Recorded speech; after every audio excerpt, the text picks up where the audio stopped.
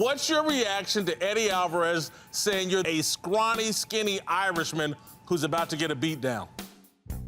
Our brains evolved to exist in the chaos of life and get pleasure from turning it into order, in our ideas, in our lives, and in our groups. And there's no better way to settle the chaos of our relationships, our conflicts, and where we stand than a good old-fashioned fight. It's not something you should do in your everyday life, but it's something people sure like to watch. Usually verbal, sometimes physical, or best of all, both.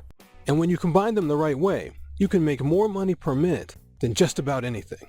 And some people make a living at it, and some, like Conor McGregor, have made more than a living. They've gone from poverty to being worth $100 million by a combination of skill and knowing how to pick up a microphone and talk a little trash. Now, how much of that is by design? I'm not sure. On a large enough sample size, some people will always do the right things due to chance, but we can learn a lot by studying it ourselves. And that's what I want to talk about today.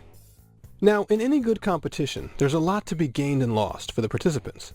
Trash talking adds a lot to that, because you're not just going into a competition to compete in an honest way. You're declaring beforehand. You're saying it's obvious that they're inferior, and you're going to show everyone. This means that if you win, it makes them look even worse. And if you lose, it's going to make you look a lot worse. This ups the stakes. It increases the tension of the competition, and will draw audiences at a much higher rate, who don't just want to see a fight. They want to see a fight that matters. But by the same token, this will anger your opponent. For a time, you genuinely disliked this man. He still does? You're not just going to demonstrate that you're better than they are. You're going to do additional damage to their reputation beyond what's necessary. So you better be able to deal with that. Now, trash talking is a uniquely modern thing. Like we've talked about, it doesn't work in our real traditional social groups, because there's nobody who doesn't have a vested interest. There weren't enough people in our villages who wouldn't have a personal stake in who won, and who thus could watch and be entertained in an objective way. And also, if you did too much damage to someone else's reputation, they would respond violently. So it's not something you could really get away with. But if it's not natural, how do some people end up doing it and making so much money? Well, we know that a lot of the modern style started with Muhammad Ali, who said he did it because he was afraid of Sonny Liston, the first world champion who he fought, but that he knew that everybody was afraid of someone who sounded crazy, and that's what he decided to do. And afterwards, he saw how much the crowd got interested in the fight, and he started doing it more, and I know he picked up a lot from professional wrestling. And likewise, Conor McGregor wanted to make money from the beginning, so he emulated Floyd Mayweather, who we saw doing it as well. And just like Ali, it seems like he developed his style more after seeing what worked with the crowd. Now, why does that work with the crowd? Well, in addition to the tension of the competition, like we've talked about, threats to people's reputations overrule our normal activities. So if one person is threatening to do a huge amount of damage to someone else's reputation, we immediately pay attention, especially when it ups the seriousness of that competition to the point that it's going to show us something very important about those two people and the best things they're capable of doing. Now war is upon us. I'm going to rip his head off. And beyond that, it only takes one guy to do it, which is part of the power of trash talking. Because if you say real things, if you really embarrass and focus on your opponent's weak points, that's going to force your opponent to care. Because just like anyone else, they naturally have to defend and care about their reputation. And likewise, if you show your real emotions, if you put a piece of yourself into what's going on, it'll show that you care, which in turn will make the audience care. And it's important because we're highly adapted to spotting phoniness. I've always been the same, it's just y'all following me with cameras now. And if it looks like you're trying to put on a show, it will actually make you look low value, and it will kill your charisma, which will hurt people's urge to see you fight. So there always has to be a grain of reality in it. But when you use that grain of reality to talk trash, always make sure that you're attacking your opponent and not the audience. Listen, thanks everyone for coming out. I love everyone here, I swear to God. Because if you attack the audience, you create a lot of interest. People will want to watch the fight, but most of them will be watching because they want to see you lose. And that means that it won't be sustainable over the long term. Because if you win the fight, people won't want to watch the next fight. And along the same lines, someone like Conor McGregor benefits a lot because of his Irish accent.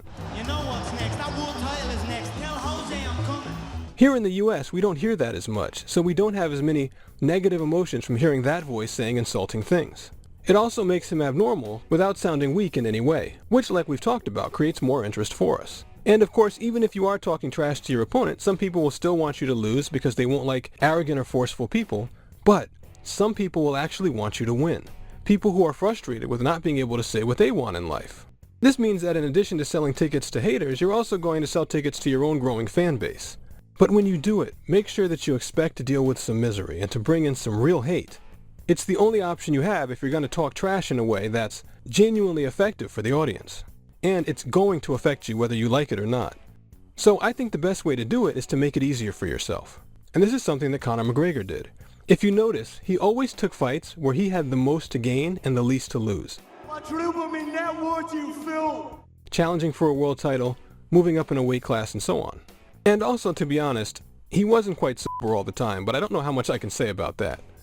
And when it's finally time for the fight, it's very important that you win in the end. It's true that any publicity is good publicity, and talking trash will sell the fight regardless of the result. But the way to make the most money, to be the most successful, is to build your audience. You want people to come back to see you fight more often. This means that as much as you talk trash, as much interest as you generate, you can get much more money in the end if you win decisively once you have all that attention on you.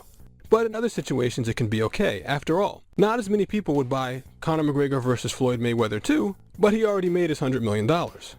And if you can't win, make sure you lose gracefully, because relieving all the tension you build up is part of paying off the audience emotionally. You can even admit that it was for show. After all, the payoff for us is when our instincts create the feelings in us, and as long as the trash talk seems real, those feelings will get flowing, and the audience will appreciate it and come back even if later you say you didn't mean it. And then once it's all said and done, you can move on to the next opponent and renew all the interest by talking trash to them. I hope that shed a little bit of light on that. If you enjoyed it, follow me on social media. I'm saying a lot of stuff this year talking about different things I watch online and in life and how they apply to the stuff we talk about on the channel. And I have a lot of interesting conversations with other people. And either way, make sure you click the notification button because I've always got more coming up. Thanks.